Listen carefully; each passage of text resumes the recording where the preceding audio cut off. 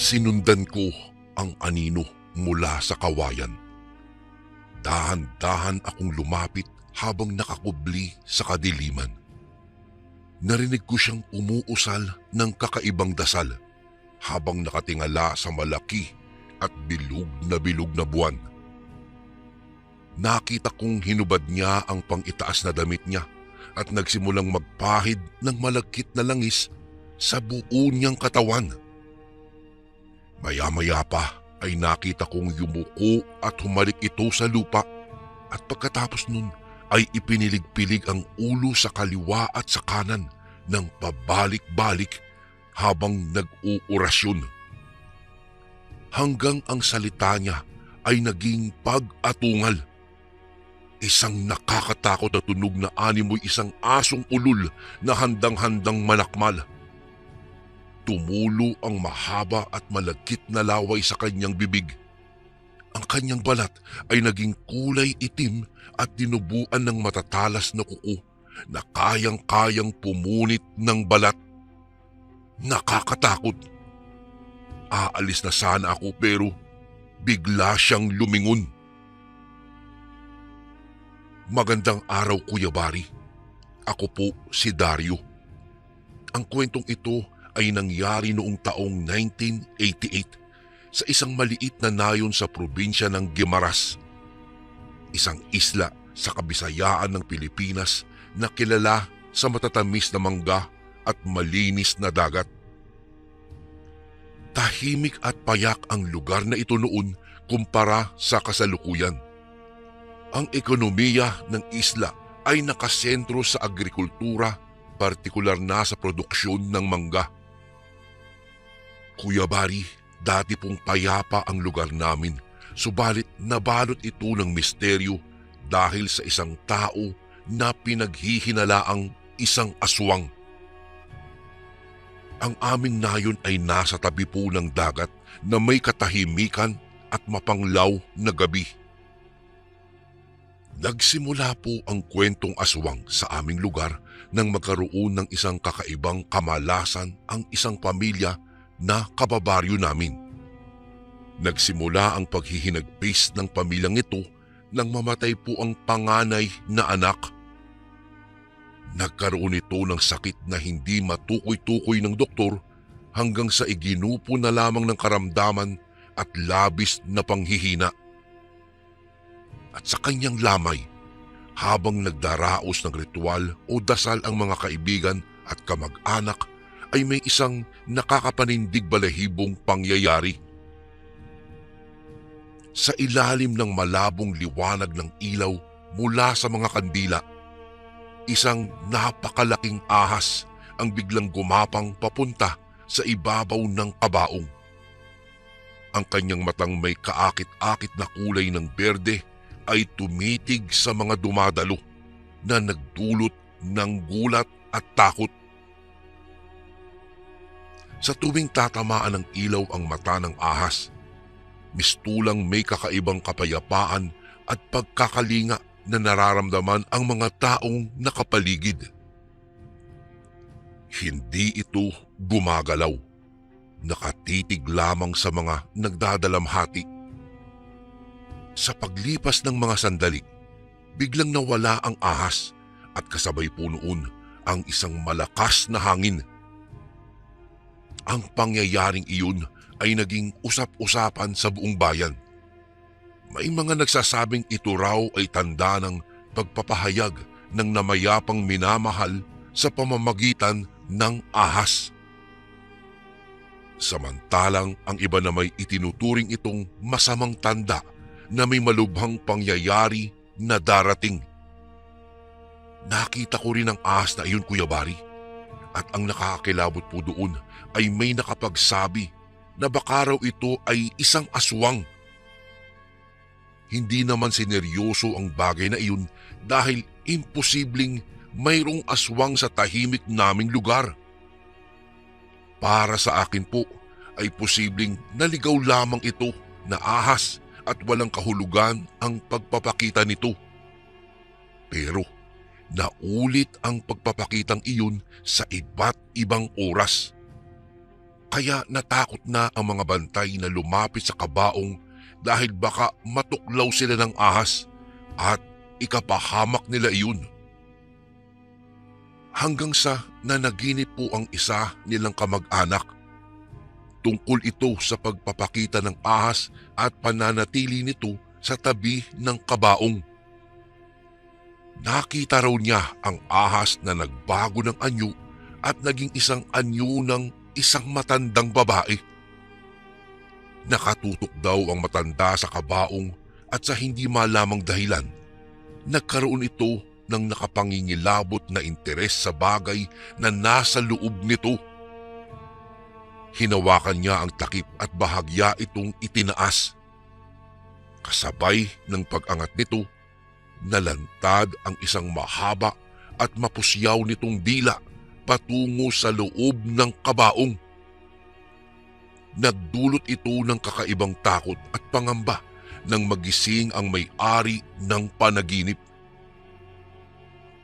Pagkaraan ng ilang sandali ay biglang nawala ulit ang matanda at bumalik sa pagiging ahas sa kanyang panaginip. Ito ay naging usap-usapan sa baryo. Isang napakalakas na pangitain na nagdulot ng takot at pagdududa sa mga puso ng mga nakarinig. Agad naman nila itong isinangguni sa isang albularyo sa nayo namin at sinabing isa raw aswang ang ahas. Ibinili nitong huwag aalis ang bantay sa tabi ng bangkay para hindi ito makuha o makain ng nasabing aswang. Agad ding ipinaalala ng matandang albularyo na mag-ingat, lalo na ang magkakapatid dahil ayon sa panaginip ay babalik at babalik ang ahas para muling mambiktima. At nangyari nga ito. Dahil wala pang 3 buwan ang nakaraan ay ibinalita sa kanila ang kinasangkutang aksidente ng kanilang pangalawang anak. Hindi pa matukoy kung bakit bigla na lamang daw itong natumba at nabagok na siya niyang ikinamatay. Walang pagsidla ng labis na paghihinagpis at awa sa sarili ng mga magulang nila. Itinuring nilang isang trahedya na gawa ng tao ang nangyari. Halos sugurin nila ang taong pinaghihinalaan naming aswang at sinabi nitong papatayin daw niya ang salot.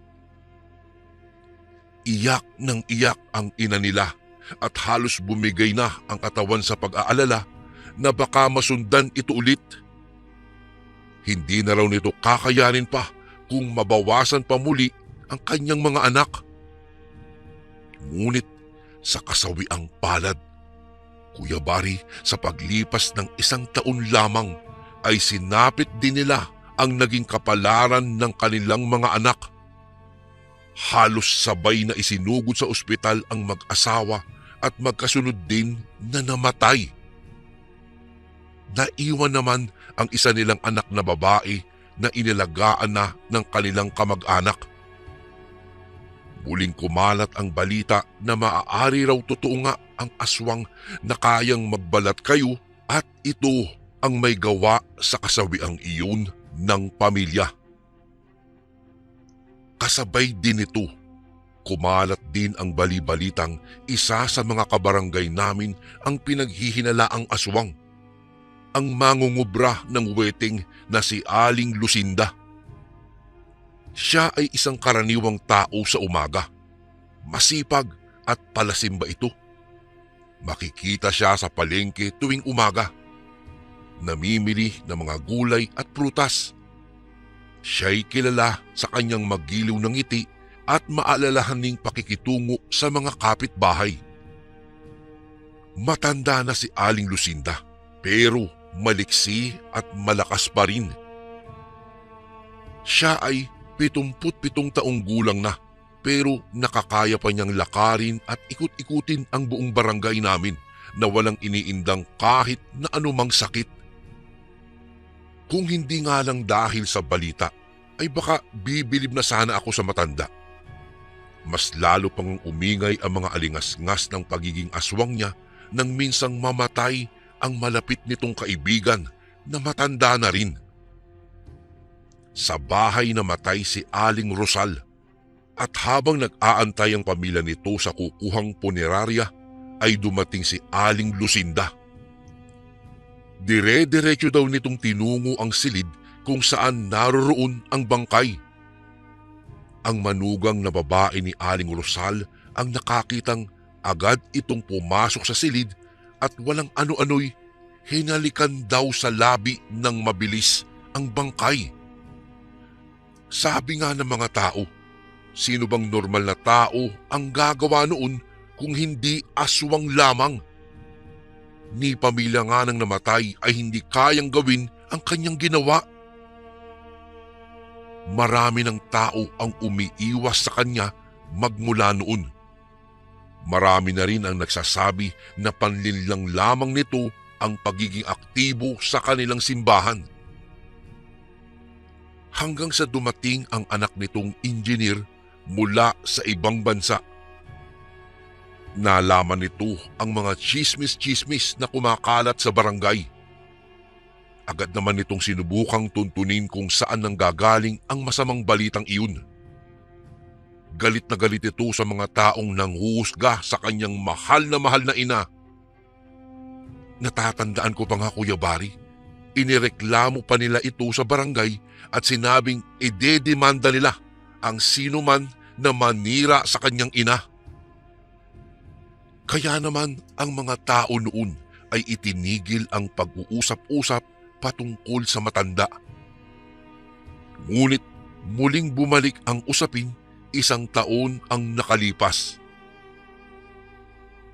Namatay ang isang dalaga sa kapitbahay namin. Siya ay si Lori. 19 na taong gulang. Maganda, masigla at palakaibigan itong si Lori. Ngunit isang gabi, bago mag-alas 8 ay nagsabi ito sa mga kasama niya sa bahay na matutulog na siya dahil pakiramdam daw niya ay pagod na pagod siya ng sobra.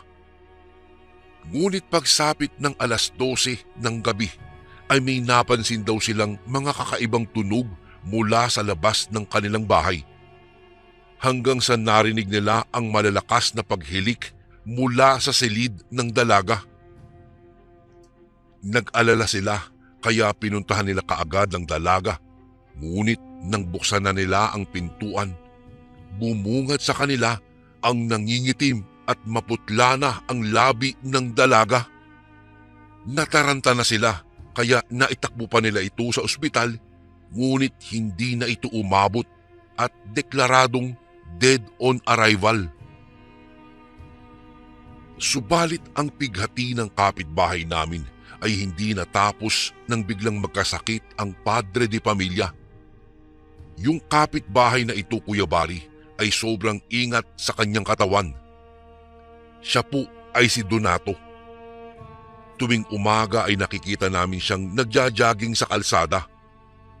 Mayroon itong sakit na hypertension pero alam ko hindi naman ito nagpapabaya at madisiplina talaga sa pag-inom ng gamot niya. Maski nga guyabano tea ay iniinom nito dahil mabisa raw itong gamot at maganda sa katawan. Madalas ay gulay din ang kinakain. Sa maiksing salita, maingat ito sa kanyang kalusugan. Nagulantang na lang kami isang gabi nang manghingi ng saklolo ang asawa nito. Agad namang pumunta kami ni tatay para alamin kung ano ang nangyayari sa kanila. Nakita namin silang mag-asawa na paikot-ikot sa kanilang bahay. Pinatuloy kami ng asawa nito at kinuha ang opinyon namin kung kailangan ba niyang dalhin sa ospital ang kanyang asawa. Dahil bigla na lamang daw kasi itong hindi makakilala at hindi mapakali. Totoo nga, Kuya Bari, ang sinabing iyon ng asawa dahil pagpasok namin sa kanilang bahay ay agad niya kaming tinanong kung sino daw kami. Nagpakilala naman kami sa kanya pero maging pala ang asawa niya ay hindi na rin siya makilala.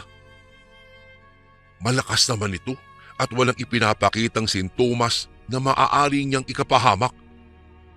Ngunit bigla nitong sinabi na mayroong siyang nakikitang mga tao sa itaas ng kanilang hagdan. Tinanong niya sa kanyang asawa kung sino raw ang mga ito. Kinabukasan, nang dalhin nila ito sa ospital, nagpagawa ng test tulad ng CT scan at MRI. Ngunit parehas ay walang makitang mali sa sistema ng kanyang utak. Alam niyo po Kuya Bari, mula nang magsimula ang pagkawala ng kanyang memorya ay halos 2 linggo lamang. Pumayat siya ng grabe maski kumakain naman ito. Mabilis naman ang naging pagpayat niya hanggang sa maski mga paa ay hindi na niya maiunat. Kung kaya't pagkagaling sa ospital ay binubuhat ito pauwi sa kanilang bahay. Walang makapagsabi kung ano ang nangyari sa kanya dahil sa ospital ay wala naman silang makitang sakit. Hanggang sa tuluyan na nga itong namatay dahil sa panghihina. Muling naging usap-usapan ang pagiging aswang ng kababaryo naming si Aling Lucinda. At sa unang gabi, nagpunta ito sa lamay kasama ang anak nitong engineer, asawa nito at ilang mga miyembro ng kapilya para mag-alay ng dasal para sa yumao. May galit ang pamilya, lalo na ang mga anak ng namatay kay Aling Lucinda. Dahil bago mamatay pa ang kanilang ama, ay nagawa nila itong ipatingin sa 3 albularyo. Ang unang albularyo ay sinasabing nabati daw ito sa ilalim ng isang puno kung saan ito namamahinga.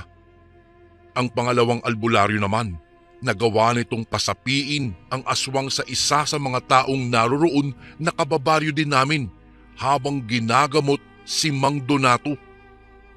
Pinaamin siya ng albularyo kung ano ang kanyang pangalan at kung bakit niya iyon ginawa. Ayon sa kwento-kwento ng mga nakakita, bigla daw tuminis ang boses ng aming kababaryo at naging matalas ang paningin nito. At sa bawat pagtatanong ng albularyo, umamin ito na siya ay si Aling Lucinda. At kanya raw talagang binabalik-balikan at kinakain ang enerhiya nitong si Mang Donato dahil labis daw ang inggit nito sa kanilang pamilya. Tinanong naman ng albularyo kung ano ang kinaiinggitan nito. May 4 daw kasi silang de-abroad na anak at marami daw silang pera. Sinabi ng asawa ni Mang Donato na bakit naman ito maiinggit, may abroad naman din siya at isa pang engineer. Madamot naman daw kasi ang kanyang anak at sinabing madalang pa sa patak ng ulan kung siya ay bigyan. Ang anak ni Mang Donato na nasa abroad ay mayroong kaibigan na albularyo ang tatay. Ipinatawas niya ang kanyang ama at sinabing hindi sakit ang dumadali sa kanyang ama kung hindi tao din na nagbabago daw ng anyo at nagiging kampon ng kadiliman tuwing sasapit ang gabi. Sinabi din itong mag-ingat ang pamilya dahil iisa-isahin daw sila kapag hindi nila ito napigilan.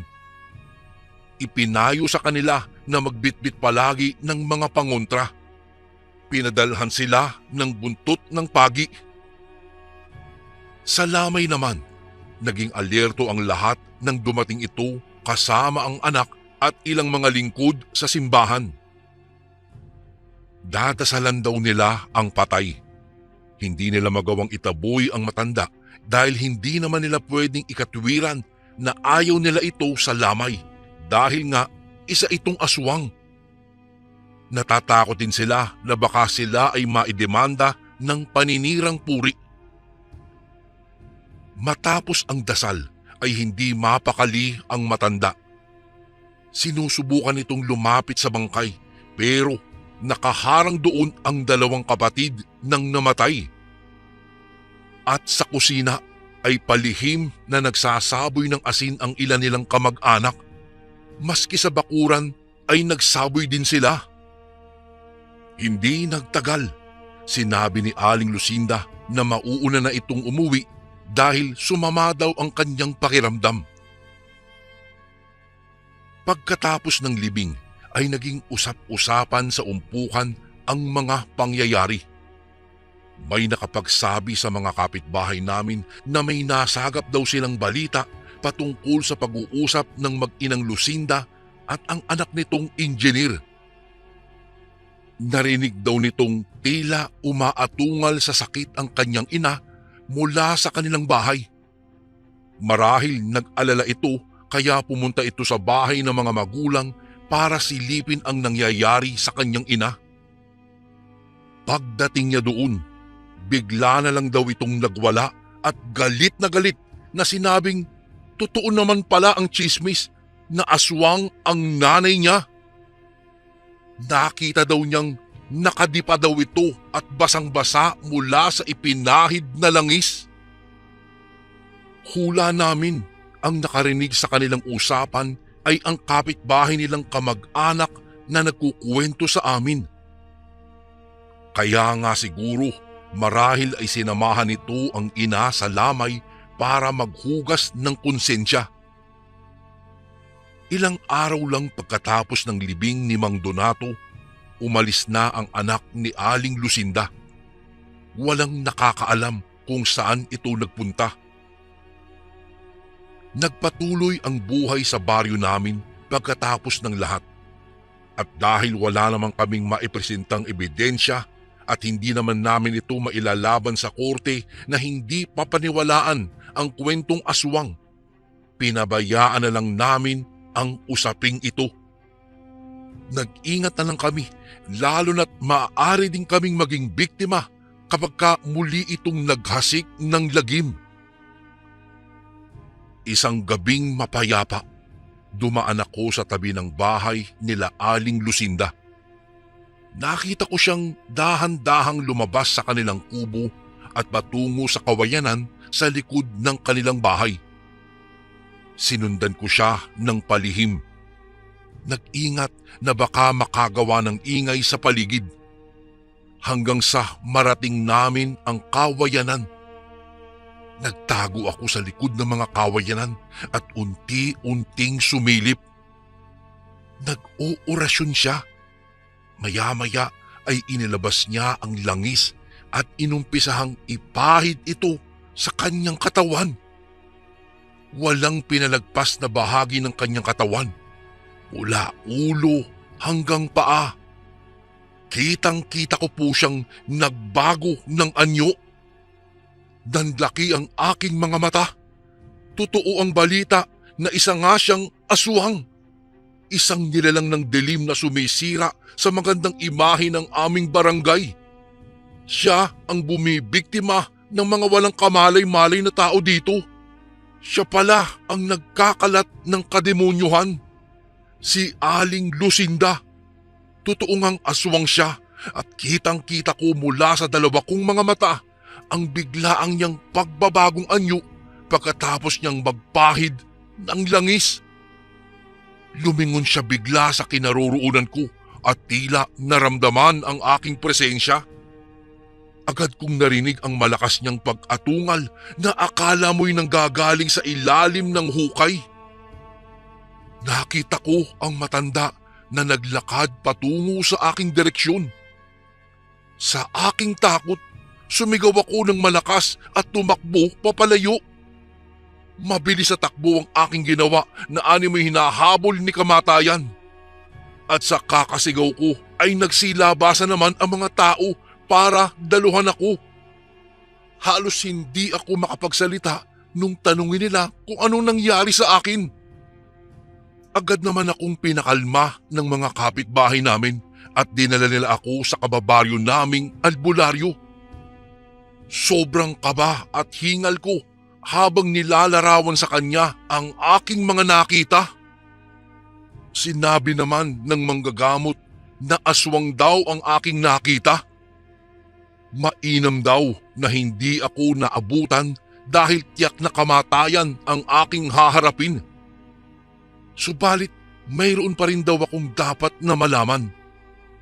Ang albularyo ay kilala sa kanyang abilidad na manggamot ng mga kakaibang sakit na hindi kayang solusyonan ng mga modernong doktor. Matapos akong suriin ng manggagamot, ay napagtanto ng albularyo na isinumpa daw ako ng aswang. Kung kaya't hindi nagdalawang isip ang albularyo at agad na naghandog ng dasal at ritual upang tanggalin ang sumpang iyon. Pagkatapos niya akong inorasyonan, binigyan niya ako ng isang medalyon na may inskripsyon ng mga lumang orasyon at mga halamang pangontra. Kasama rin sa ibinigay ng albularyo ay ang isang maliit na bote ng lana na kargado daw ng mga espesyal na halamang pangontra sa mga aswang. Ipinaliwanag ng albularyo na ito daw ay isang uri ng proteksyon na kailangan ko laban sa muling pag-atake ng masasamang nilalang. Itinuro din ng albularyo ang tamang paraan ng paggamit ng mga ito. Kailangan ko daw itong isuot sa tuwing lalabas sa gabi at dapat kong itago ito sa isang lugar na ligtas at malayo sa anumang panganib na makukuha ito ng mga bata at mapaglaruan. Sa tulong na ibinigay ng mga pangontra at lana sa akin, nagkaroon ako ng lakas ng loob at nabawasan ang aking takot. Ang sabi kasi ng albularyo na ang lana ay may kakayahang matukoy kung mayroong aswang na aaligid-aligid sa tabi-tabi.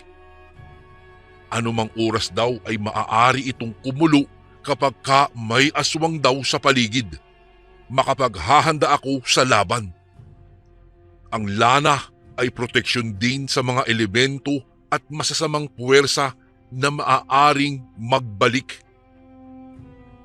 Pagkatapos po ng pangyayaring iyon, ay mas naging maingat ako sa sarili at sa pakikisalamuha, lalong-lalo na kay Aling Lucinda. Iniwasan kong makipag-usap o magpahalata ng anumang interes sa pagiging aswang ng matanda. Pero bigla akong napaisip sa ginagawang ritual ni Aling Lucinda, lalong-lalo na ang pagpapahid niya ng langis. Nagsimulang magtanong ang aking isip at mabuhay ang kuryosidad para hanapin ang katotohanan sa likod ng misteryong likidong iyon. Kaya naman, dahil dito ay inabangan ko si Aling Lucinda na lumabas o lumayo mula sa kanyang bahay. Kaya noong magkaroon ng pagkakataon, Kuya Bari, nang magpunta ito sa palengke, agad akong pumasok sa bahay niya. Hindi ko na napigilang tignan ang loob ng bahay at doon nakita ko ang kakaibang likido na may maladahong kulay. Tinakaw ko ito, Kuya Bari, at maingat na iniuwi ang lana. Sa hindi maipaliwanag na dahilan, nakuryoso ako kung ano ang mangyayari sa akin kung ipapahid ko ito sa aking balat. Sa loob ng ilang araw ay sinubukan ko itong gamitin at ipahid sa buo kong katawan. At alam niyo po bang tuwing ina-apply ko ito sa aking balat ay tila nagiging malakas ako at tumatalas rin ang aking pakiramdam. Ayos na sana, pero sa ilang araw ko itong gamit ay unti-unti akong nagiging agresibo at nagiging mapanlamang sa aking mga kaibigan. At sa bawat paglipas ng mga oras ay parang nawawala na ang aking kabutihang loob. Nadiskubre kong hindi nagdadala ng tunay na lakas ang lana kung hindi nagpapalitaw lamang ito ng kadiliman sa puso ng tao. Sa takot ko na baka maging katulad ako ni Aling Lucinda, ay nagpasya akong ibaon na lamang ito sa lupa. Araw-araw ay nakikita ko si Aling Lucinda na palaging nasa labas ng kanilang bahay at parang baliw na baliw ito na waring may hinahanap. Alam kong alam na ng matanda na nawawala ang kanyang lana, ang kanyang mahiwagang langis. Alam kong mahalaga sa kanyang kalusugan ang lanang iyon dahil sa kapangyarihan nitong magpalakas ng katawan. Hindi nagtagal, nabalitaan na lang namin na nagkasakit ito. Nanginginig at nanghihina. Ang kanyang dating malakas na kapangyarihan ay unti-unting nawala at nahihirapan na siyang gamutin ang kanyang sariling sakit. Hula ko ay hindi na ito makapagpapalit ng anyo dahil wala na ang ginagamit niyang espesyal na langis para maging isang aswang siya. Habang lumilipas ang mga araw, unti-unting lumalala ang kalusugan ni Aling Lucinda. May nararamdaman siyang sakit, ngunit hindi siya makapagpatingin sa doktor dahil sa kagusto niya marahil na manatiling lihim ang kanyang tunay na pagkatao. Nag-iisa, walang makapitan at walang tumutulong. Huli na nang dumating ang kanyang anak. Dinala pa man niya ang matanda sa ospital, ngunit tuluyan na itong nawalan ng buhay. Hindi ko alam kung dapat ba akong makonsensya, Kuya Bari, sa aking ginawang pagnanakaw sa mahiwagan nitong lana na nagresulta ng kamatayan ni Aling Lucinda. Sa totoo lang, nagtatalo ang isip ko. Sa kabilang banda ay sinasabi nitong tama lang iyon para matapos na ang paghihirap at kamatayan sa aming baryo. Ngunit hindi talaga maialis sa konsensya ko na ako ang dahilan ng kamatayan ng taong ito. Kung kaya't nagpasya akong lisanin ang aming baryo, Kuya Bari. Nagpunta na ako sa Leyte at nakitira pansamantala sa aking mga pininsan. Doon ko sinimulang kalimutan ang mga pangyayari at nagpatuloy na muli sa buhay. Dito na rin po ako nakapag-asawa at nagkaroon ng pamilya. Matapos ang maraming taon, bumalik ako sa Guimaras, ang lugar na aking iniwan matapos ang trahedyang naranasan ko. Ang aming nayon ay hindi na katulad po ng dati. Marami nang nagbago sa isla. Ngunit isa lang ang hindi nagbago, ang mga alaalang nagdaan na hindi ko na siguro malilimutan. Hinanap ko ang eksaktong lugar sa bakuran ng aming bahay kung saan ko ibinaon ang lana ni Aling Lucinda. Bigla akong nakaramdam ng bigat ng dibdib nang makita itong naruroon pa. Bumuntong hininga ako at bumulong ako sa hangin. Humingi ako ng tawad kay Aling Lucinda sa kagustuhan kong patawarin na rin ang aking sarili. Matapos yun, muli kong ibinaon ang lana sa lupa at ipinangakong kakalimutan ko na ang nakaraan. Kuya Bari, dito ko na po tatapusin ang aking kwento. Sana po mapili niyo rin po itong basahin sa mga darating na araw. Lubos na gumagalang, Dario. Lagi ka bang nangihina? Pakakulam o palipad hangin na yan. Ito ang mga signs. Una, mabilis kang mapagod kahit kakagising mo lang. Pangalawa, bigla kang lalamigin o nilalamig o pinagpapawisan kahit hindi naman mainit. Pangatlo, parang may gumagapang na lamig sa likod o dyan sa batok mo. Pang-apat, sumasakit ang ulo o tiyan pero normal naman ang check-up. At ang panglima, pakiramdam mo ay parang may kumukuha ng lakas mo araw-araw. Kaya marami sa amin ang kumuha ng Kaligon bracelet bilang personal na panangga. Ang Kaligon bracelet ay espiritual na panangga laban mo sa kulam, barang, tigalpo, palipad hangin, usog at lahat ng anyo ng sumpa. Kasama na dito, kapatid, ang rebuelta o ang pagbabalik ng sumpa sa nagpadala nito. Kargado din ito ng mga Latin na dasal mula sa ating mga kaibigang manggagamot at antingero. Simple lang kasundo, isuot mo lang ito. Malaki ang tulong nito, lalong-lalo na kung madalas kang manghina. Nasa baba ang yellow basket. Kung hindi mo makita, isearch mo lang sa Lagbantay Kaligon bracelet.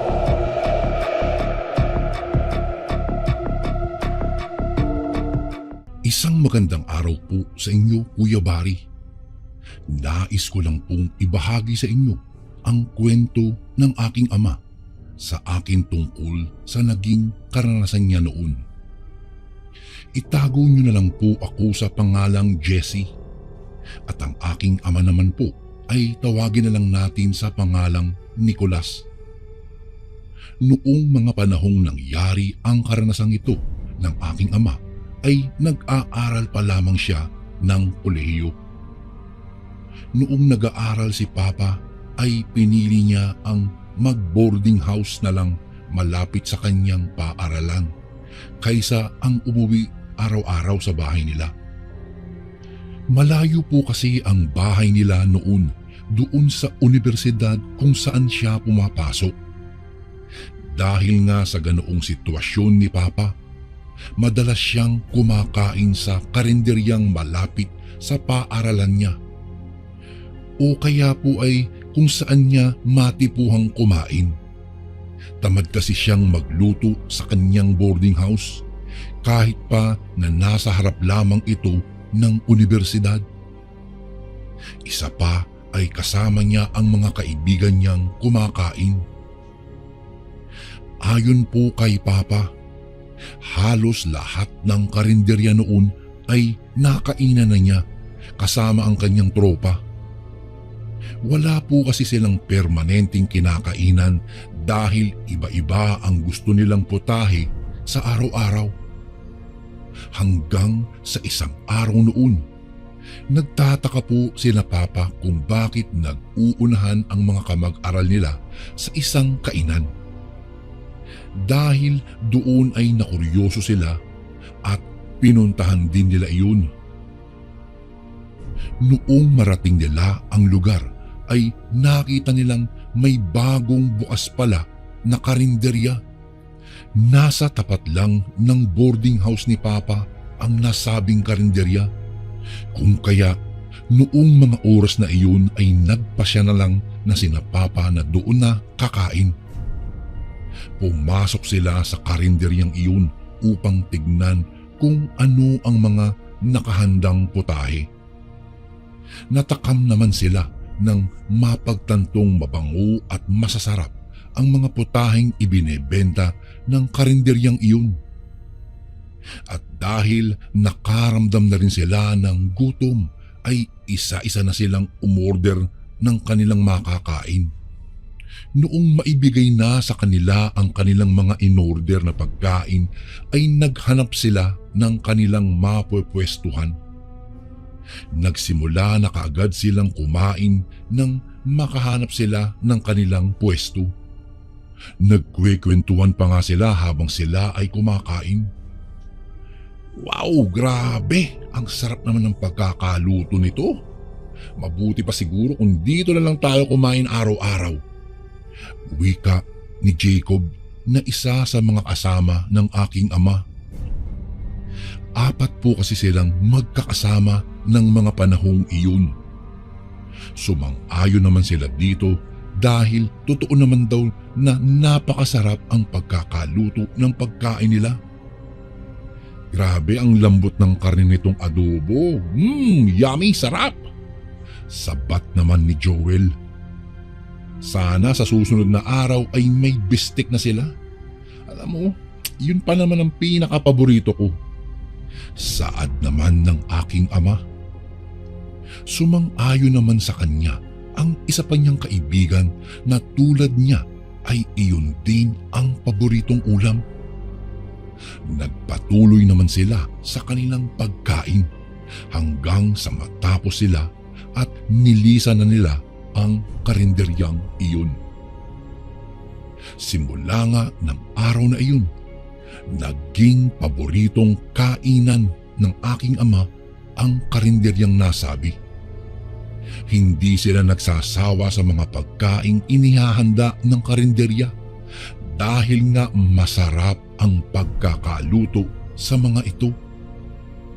Marami-rami na rin ang mga estudyante na kumakain doon araw-araw. Subalit, kahit na ganoon, ayon sa aking ama, ni isang beses ay hindi pa raw nagluto ng bistek ang karinderyang iyon. Ayos lang naman daw iyon sa aking ama at sa isa niyang kasama, ngunit hindi mapagkakailang hinahanap din nila ang ganoong pagkain dahil nga paborito nila iyon. Hanggang sa isang araw noon, nagpasya na hindi kumain sa karinderyang iyon si Papa at si Charlie. Nako, pas muna tayo dito, wag muna tayo dito kumain. Wala naman kasi yung bistek na paborito natin eh. Yun pa man din ang gusto kong kainin ngayon. Sa iba na muna kami kakain ngayong araw. Sa susunod na araw na lang kami babalik roon. Wika ni Papa sa kanyang mga kaibigan. Sumang-ayon naman kay Papa si Charlie. Ang kaibigan nitong paborito din ang bistek. Wala nang nagawa pa sina Joel at Jacob tungkol sa bagay na iyon. Naghiwalay naman sila at naghanap naman sina Papa ng kainan na may lutong bistek sa araw na iyon. Nang araw ngang iyon, hindi sila magkakasamang kumain. Nang bumalik sila sa paaralan ay ibinalita ni na Joel at Jacob kina Papa ang magandang balita para sa dalawa. Nako mga pre, sayang at hindi kayo kumain doon sa karinderyang iyon ngayong araw. Panimulang wika ni Jacob. Oh, bakit? Ano nangyari doon? Tanong naman ni Charlie. May bistek na kasi silang luto doon. Napangiti bigla sina Papa nang marinig iyon. Noong sumunod na araw nga ay sa karinderyang iyon sila kumain. Malayo pa lamang sila ay nakangiti na at nananabik na sina Papa at Charlie dahil nga may bistek na luto na sa karinderyang iyon. Noong makarating sila ay kaagad silang umorder ng kanilang pagkain. Nang matapos ay kumain naman kaagad sila sa dati nilang pwesto. Napapangiti naman si Papa dahil sa wakas ay may bistek na sa karinderyang iyon. Subalit, noong isusubo na sana ni Papa ang bistek na nasa kutsara nito, ay biglang natigilan siya. Hindi niya alam kung bakit, ngunit bigla na lang siyang napatigil at napatitig sa bistek. Mas inilapit pa niya iyon sa kanyang mga mata upang matitigan ng mabuti. Naggulat si Papa nang sa hindi niya inaasahan ay tila may kakaiba sa karne ng bistek. Hindi niya maipaliwanag kung ano ang kanyang nakita, subalit ayon sa kanya, tila hindi karni ng hayop ang pagkain iyon. Hindi rin alam ng aking ama kung bakit naisip niya ang tungkol sa bagay na iyon. Napailing pa nga siya dahil doon at imbes na kainin iyon ay ibinalik na lamang niya iyon sa lagayan. Marahil ay napansin ng mga kaibigan niya si Papa kung kaya napatanong ang mga ito sa kanya. Napatingin naman siya kay Charlie at tulad niya ay tila ganoon din ang reaksyon ni Charlie sa bistek na na-order nila. Bago ko po ipagpatuloy ang kwentong ito ay may request sana ako sa iyo kasundo. Isang pindot lang ito kasundo sa subscribe button namin. Malaking tulong po ito sa amin kasundo upang mapagpatuloy pa namin ang mas marami pang magagandang kwento. Salamat sa pag-subscribe mo, bagong kasundo. Wala naman. Busog lang kasi ako kaya medyo parang wala akong ganang kumain ngayon. Iyon na lang ang naitugon ng aking ama sa kanyang mga kaibigan. Napatango naman ang mga ito at nagpatuloy sa kanilang pagkain.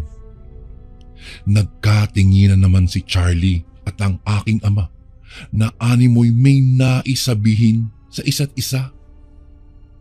Ilang sandali pa ay nagwika na rin si Charlie na busog na siya. Mabuti na lang at hindi na nagtanong ang dalawa pang kaibigan ni Papa kung bakit hindi nila nagalaw ni Charlie ang bistik na mga paborito nila. Nang matapos sila sa kanilang pagkain ay bumalik kaagad sila sa paaralan. Wala namang imik sina Papa at Charlie.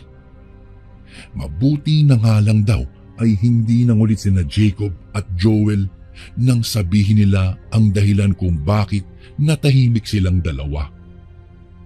Hanggang sa uwian ay hindi mawala sa isipan ni Papa ang tungkol sa bistik. Sumagi sa isip niya kung ano ba talaga ang nakita niya sa pagkain. Bakit parang tato ang nasa karning iyon? Tato ng tao yun eh. Wika pa niya noon sa kanyang sarili. Lumapit pa nga siya kay Charlie upang tanungin ang kanyang kaibigan tungkol sa bistik. Nagulat siya nang sabihin sa kanya ni Charlie kung ano ang napansin niya sa pagkain iyon. Tulad kasi ng napansin ni Papa, ay ganoon din ang napansin ni Charlie. Dahil doon ay labis ang pagtataka nilang dalawa. Bakit ganoong gayong ang ibang pagkain ay wala namang problema sa kanila? Nagkasundo na lamang sila ni Charlie na huwag nang ipagkalat ang tungkol doon. Matapos nilang magkasundo ay umuwi na lamang ang aking ama sa kanyang boarding house. Kinagabihan nga noon, hindi siya masyadong makatulog dahil sa labis na pag-iisip tungkol sa bistik. Dahil doon ay nagpasya siyang sumilip sa bintana ng kanyang silid. Napatingin kaagad siya sa karinderyang madalas nilang kainan. Hindi alam ni Papa kung bakit nakaramdam siya ng kakaiba habang nakatingin siya sa karinderya. Dahil doon ay nagdesisyon siyang isarado na sana ang bintana at pilitin ang makatulog.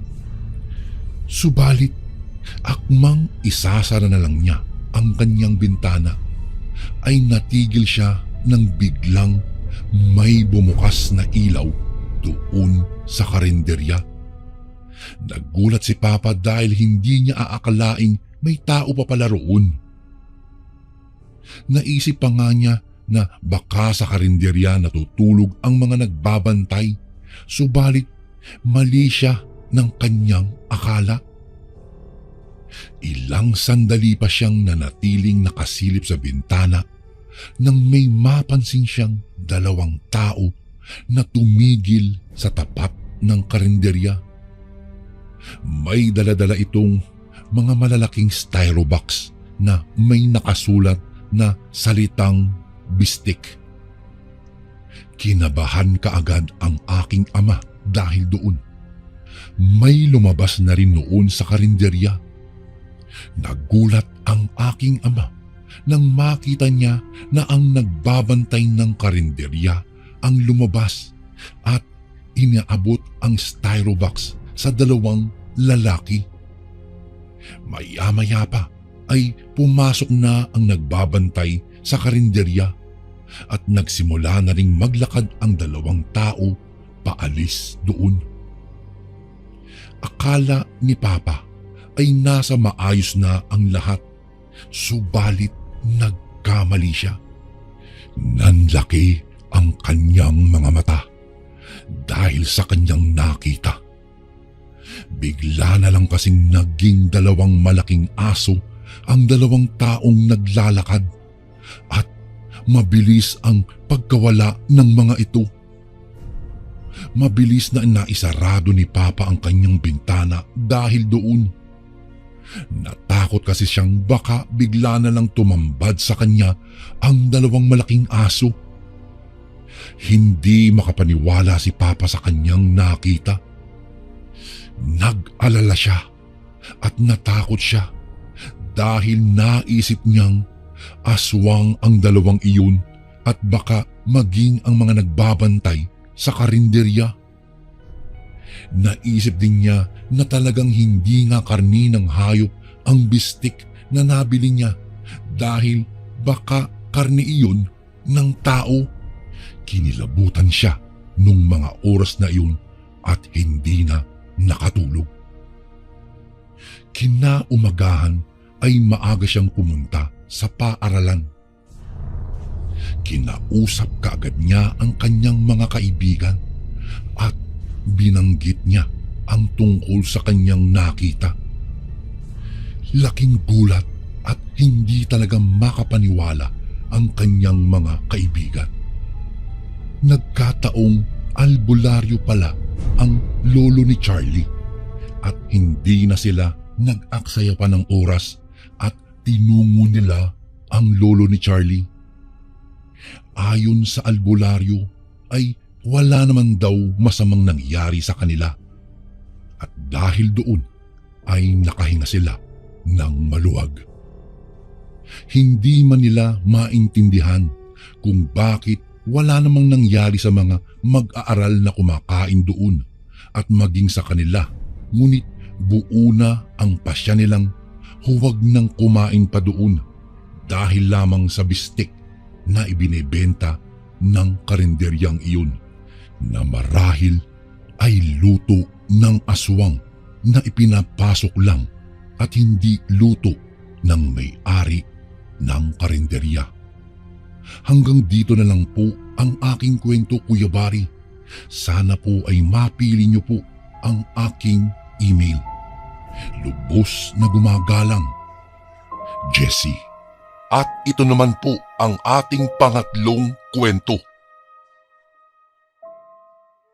Isang mapagpalang araw po sa inyo, Kuya Bari, at sa lahat ng mga nakikinig ng inyong channel.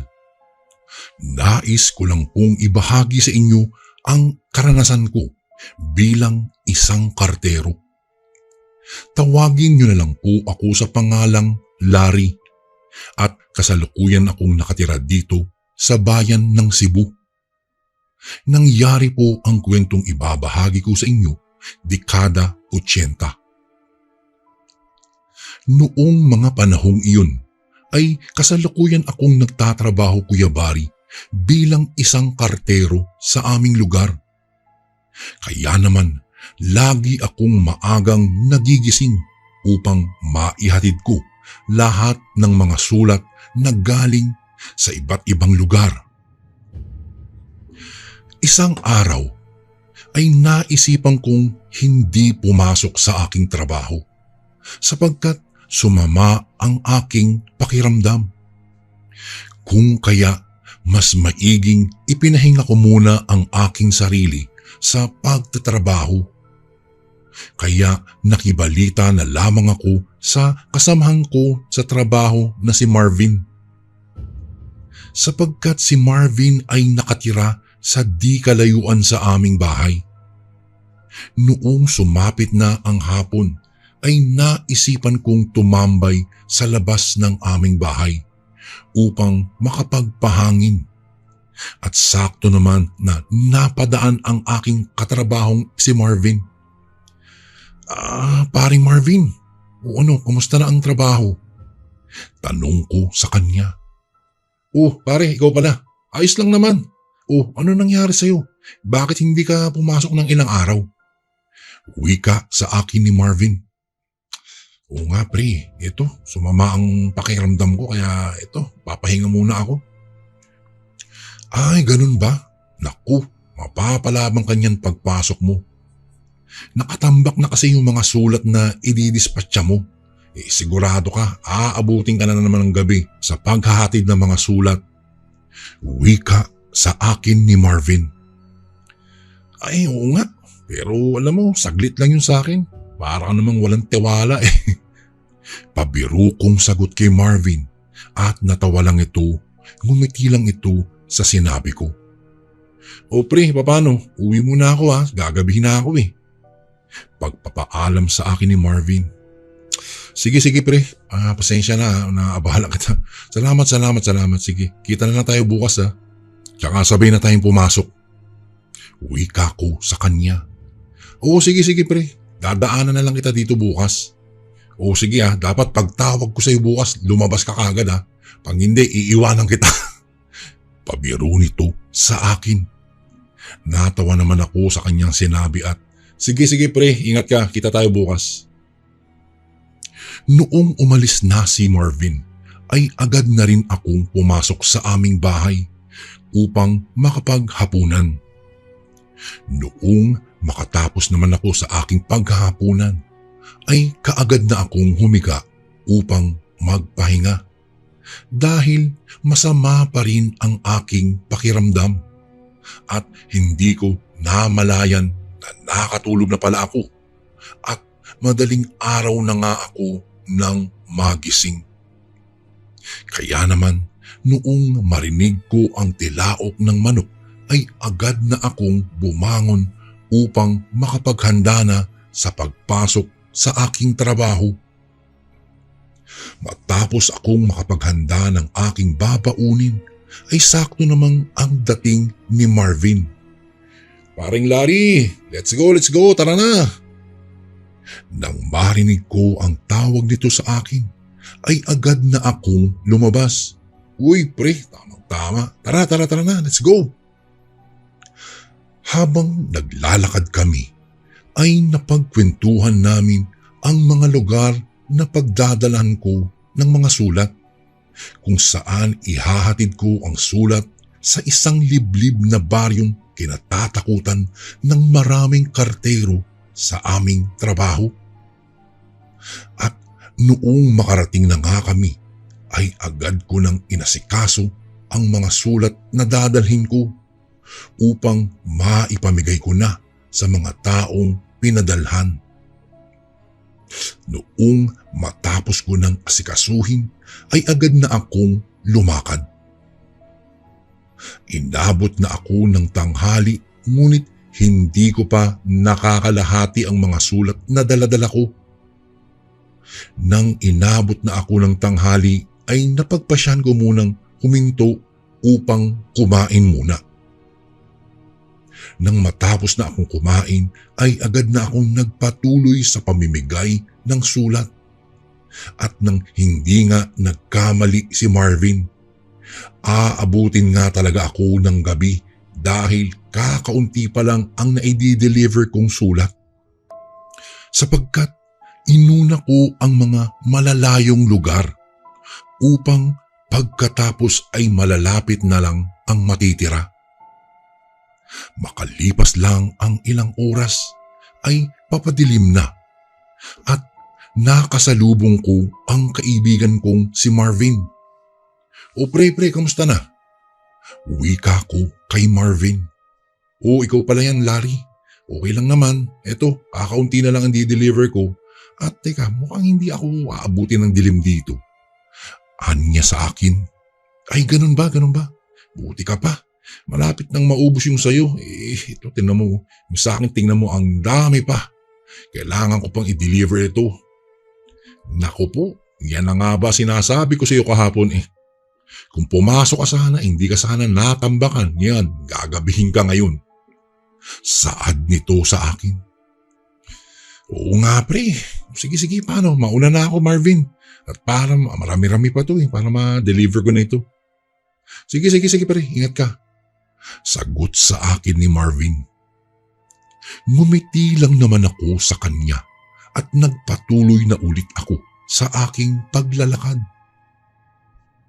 Habang naglalakad ako, ay napansin kong tila patungo sa lugar na kinatatakutan ng lahat ang paglalakad ko.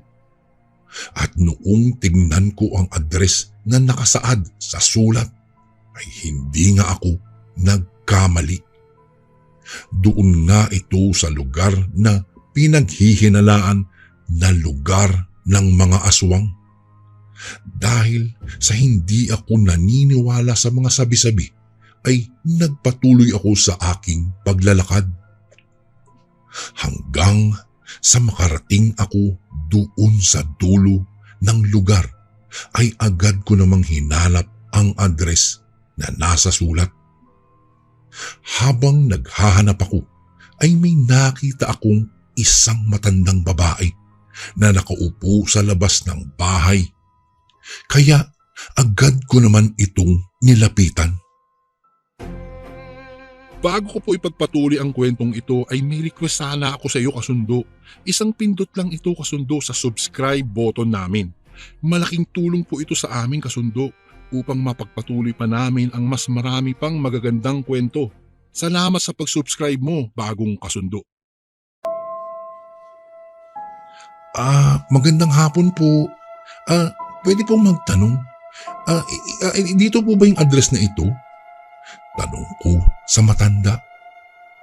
Hindi naman sumagot ito, kaya tinanong ko ito. Ay, Lola, tatanungin ko lang po, dito po ba itong address na ito? Tanong ko ulit sa matanda. Tumingin naman ito sa akin at tiningnan ang address na nasa sobre at itinuro sa dulo ng baryo kung saan nakatira ang address na nakasaad sa sobre. Ay, maraming pong salamat, Lola. Salamat po. Agad naman akong umalis at nagmadali upang hindi ako abutan pa ng lalim ng gabi. Habang naglalakad ako ay pinakiramdaman ko ang paligid. Napansin kong tila napakatahimik ng lugar at tila ba ay may kakaibang mangyayari. Dahil ni isang pinto ng bahay ay wala kang makikitang nakabukas at tila kakaiba ang lugar na iyon kaysa sa lugar namin.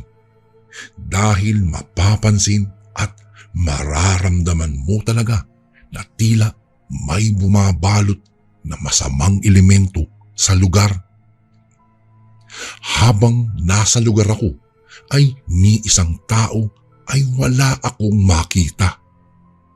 Naisip ko kung kanino ako magtatanong sa lugar. Ni isang tao ay wala nga akong makita. Kung kaya naisipan kong kumatok na lang sa bahay at magtatanong-tanong. Noong lumapit ako sa isang bahay na malapit sa akin, ay kaagad akong tumawag dito. Ay, tao po! Tao po!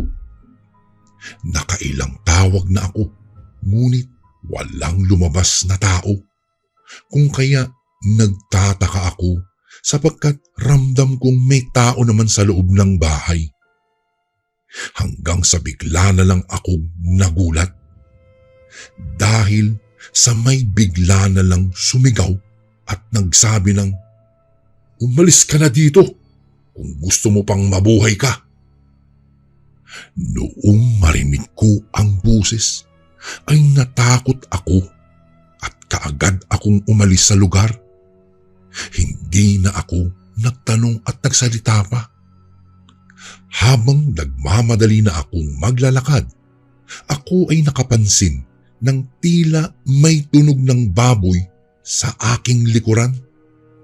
At noong lingunin ko ito, laking gulat ko dahil sa napakalaking baboy ang nakasunod sa akin.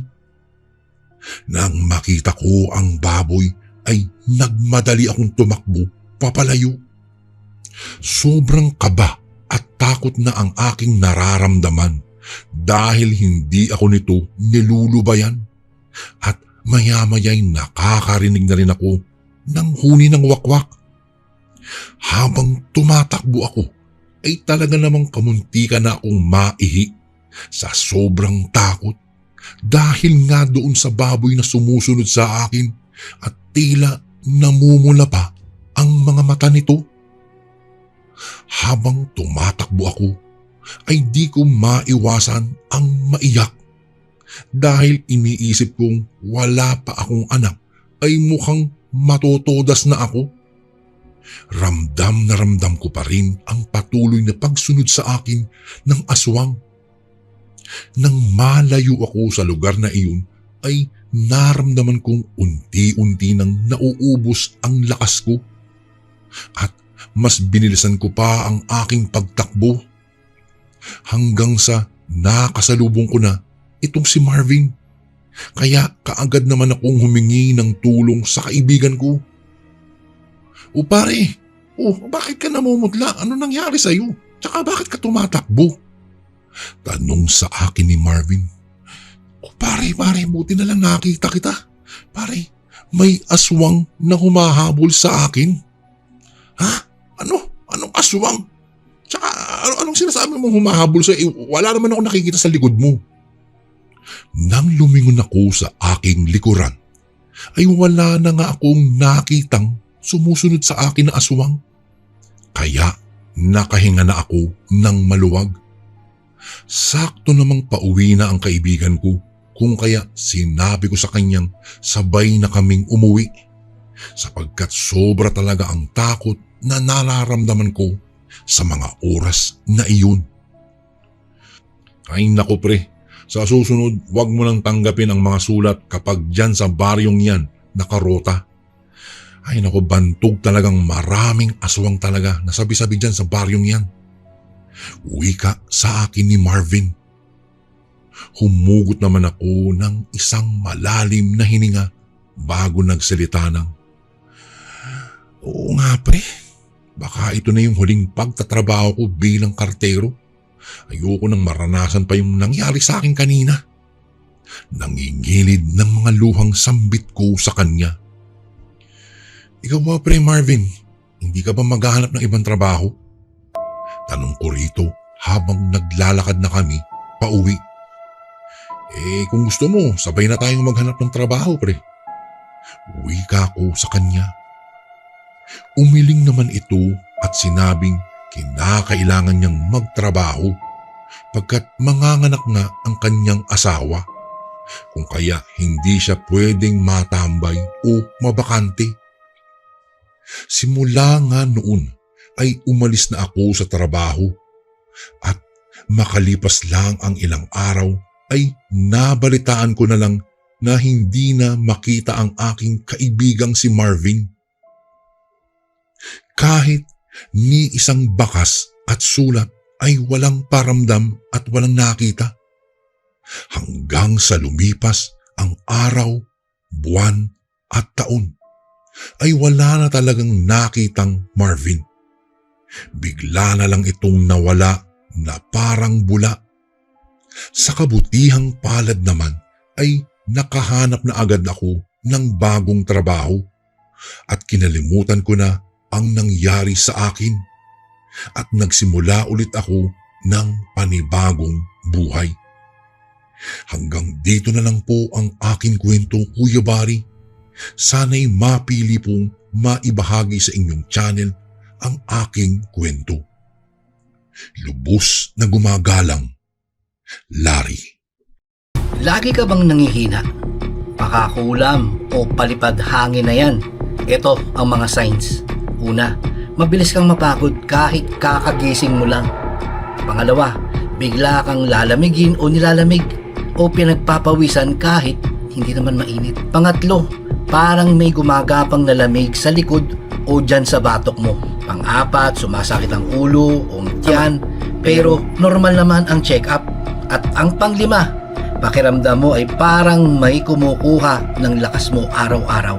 Kaya marami sa amin ang kumuha ng Kaligon bracelet bilang personal na panangga. Ang Kaligon bracelet ay espiritual na panangga laban mo sa kulam, barang, tigalpo, palipad hangin, usog at lahat ng anyo ng sumpa. Kasama na dito kapatid ang rebuelta o ang pagbabalik ng sumpa sa nagpadala nito. Kargado din ito ng mga Latin na dasal mula sa ating mga kaibigang manggagamot at antingero.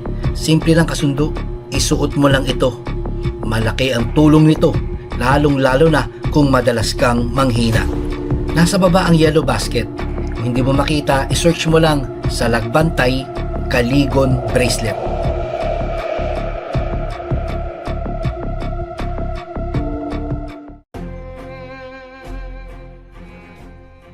And again, maraming salamat po mga kasundo. Don't forget to subscribe and i-click nyo lang po yung bell na button para updated po kayo sa mga upcoming videos namin na paparating. Maraming salamat po ulit. God bless and ingat po lagi dyan. Ito po si Kuya Bari at ako ang Sundo.